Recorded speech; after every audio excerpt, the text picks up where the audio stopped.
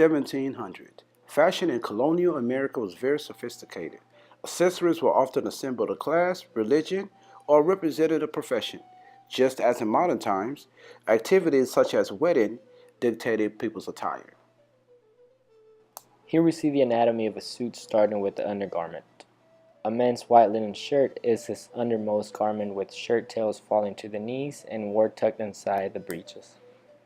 Another essential piece of undergarments were stockings, stretched from the knee down to the foot and mostly made out of cotton, linen, and wool. This three-corner hat is made out of felt and is one of the most fashionable hats worn by men in the 1700s. Along with the wigs made of human or animal hair, the choice of material and styles changed with the fashion and personal preference. A cane was also a very popular accessory. The silk cravat similar to a scarf, it was one of many neckwear. The waistcoat, a man's small clothes that cover the upper body and was worn under the coat. Breeches, a well-fit garment covering the lower body from waist to the knee. Shoes, fashionable shoes had straight soles with no left or right until shaped by the owner. While certain style of wigs became associated with particular professions, the vast majority of wigs had no particular connotation. It was simply a fashion statement.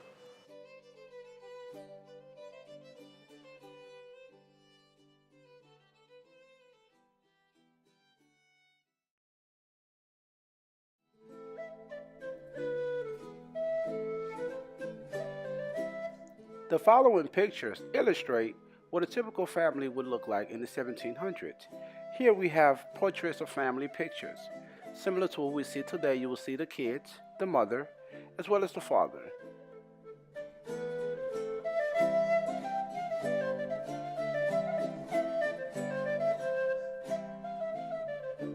Prominent figures often wore the finest clothing. Swag.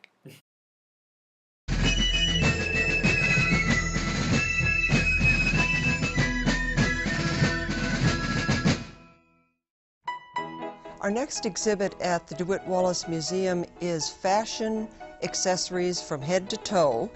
It will be in the textile gallery and it'll feature about 250 years of costume accessories, things like hats, caps, shoes, aprons, gloves, mitts. We read books and read inventories and secondary as well as primary sources to try to learn more about the objects that we have a responsibility for sharing with the public. I might go online and read a runaway advertisement that lists someone wearing a handkerchief around his neck. In fact, we have a handkerchief in the exhibit that has a hunting scene and a hunting song in the border, similar to this runaway ad. We wanted to share that wonderful collection of costume accessories, many of which haven't been shown in 10 or 15 years. Part of the reason that we wanted to do an exhibit like this is that accessories really had historic importance. Just as they do today, when we get dressed, we add extra things to our ensembles, the handbag, the shoes, the things that really make the outfit. These 17th, 18th, and 19th century accessories could have a number of functions. They could be strictly utilitarian to keep your hands and arms warm if you have a pair of long gloves on, but then they can become very decorative.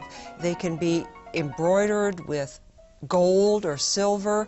They can really make a fashion statement as well as a status statement of, I am important enough to be able to afford this expensive accessory. The Colonial Williamsburg collection of costumes and costume accessories really is one of the stellar collections in the United States. There are other museums that may have more pieces, but our collection, because we've focused on the earlier eras, the pre-1840 eras, we've got great strengths in 17th, 18th, and early 19th century objects. And we have hundreds of pieces in the collection. This exhibit alone will have about 200 pieces. The exhibit has a long time span. We start about 1600 and we end about 1840. One section is essentially chronological, but then we also have other sections where we can explore themes. For example, there's one that I call All That Glitters. This is going to be accessories that have gold and silver threads and sequins and stones, and we explore through that grouping how people really enhance their accessories with those glittery metallic elements. Another section will be a section of carrying containers, sort of a what's in your wallet idea, if you will. And we'll have a whole grouping of pocketbooks, purses, ladies' pockets that they wore around their waists, and then an exploration of what might have been in those. One of the things we're really excited about in the exhibit is a video that will fade from that print source to live people wearing reproductions that are very much like what we see in the print, and you'll see how these garments might have looked like when people were actually wearing them.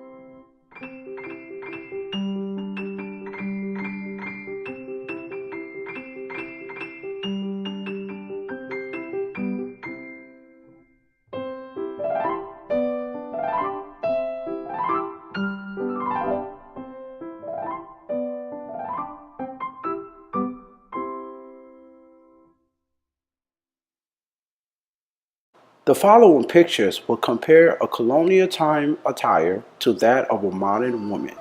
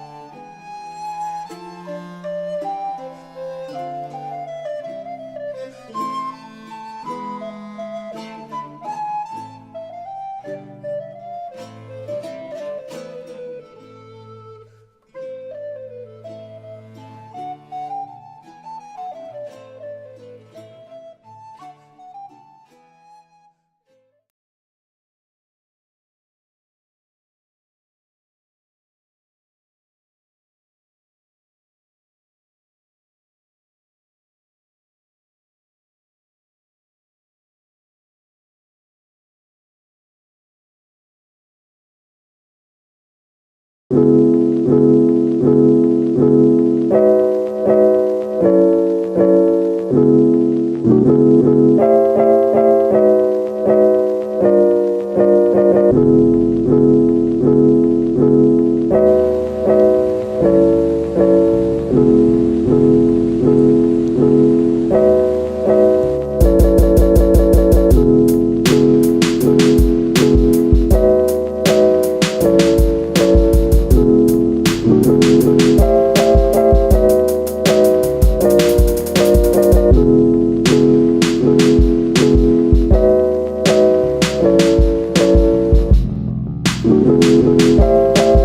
video camera converts the picture into a television signal.